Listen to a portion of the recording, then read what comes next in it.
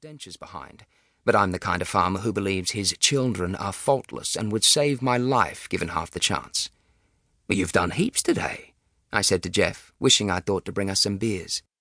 "I didn't get to do the strapping on the roof yet, but it's the first thing I'll do in the morning," he said, but to me it hardly seemed important enough to mention. The rain went from sprinkle to heavier droplets, and since it isn't Wesley and Winston's favourite thing in the world, they took shelter with us in the rudimentary wine room. Seconds later, those heavy black clouds opened, releasing bucket-loads of rain and hail. Then the wind whipped up, blowing it in through the gaps. As the rain pelted down against the aluminium roof Jeff and I built with our bare hands, Helga galloped up the steps and the five of us moved further inside. The wind was stronger than I'd ever felt before.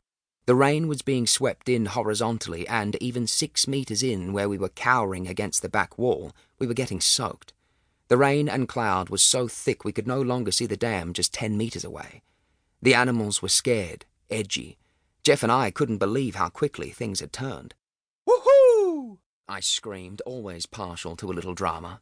"Where the hell did this come from?" Jeff shouted over the ferocious noise. "Thank God we got the roof on," I yelled back. At my words, there was an almighty gust, and the 6-meter square roof peeled back like a Band-Aid and simply disappeared. "What the fuck?" Jeff and I exchanged incredulous looks, but we were too shocked to speak. Thunder crashed overhead, lightning forked. The deafening sound was too much for Helga, and she bolted towards the bush, disappearing into the grey blur of wind and rain.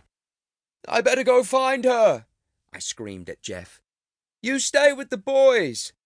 I ran out and immediately went from wet to drenched, and I don't mean that in a sexy Mr. Darcy kind of way. More like a fallen loser on Australian Ninja Warrior. All I could think of was Helga will be lost to me forever. I must find my little piggy.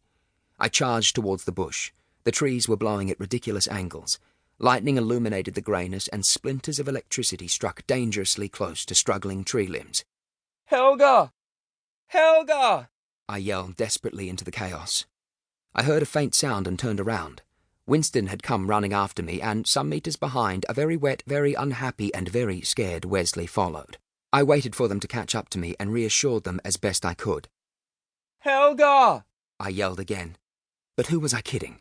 I could barely hear my own voice, and she was nowhere to be seen. I decided to get the boys out of harm's way. It made no sense to put all 3 of their lives in danger. I ran them back to their pen, all the while keeping my eyes desperately peeled for little Helga, frantically calling her name, my heart breaking at the thought of her being lost and terrified. Just a few years earlier, I had been a high-flying marketing executive in Sydney. My career at eBay was going gangbusters, and I was living the classic city lifestyle of hard work and even harder play. One of my executive decisions once saved the billion-dollar company from disaster, and I had been the poster boy for corporate success. Now I was crashing through the bush in a storm in search of a missing pig. How the hell did I end up here? Chapter 1. The Holiday Home from Hell. Net curtains. That's where our tree change story really begins. According to Jeff, if you had net curtains on your windows, really, you didn't deserve to live. And our dingy excuse for a B&B was positively swarming with them. What's the collective noun for net curtains, I wonder? A disappointment. A gasp of net curtains? It was February 2010, and we were staying in the Barossa Valley in South Australia with our best friends, Melanie and Jesus.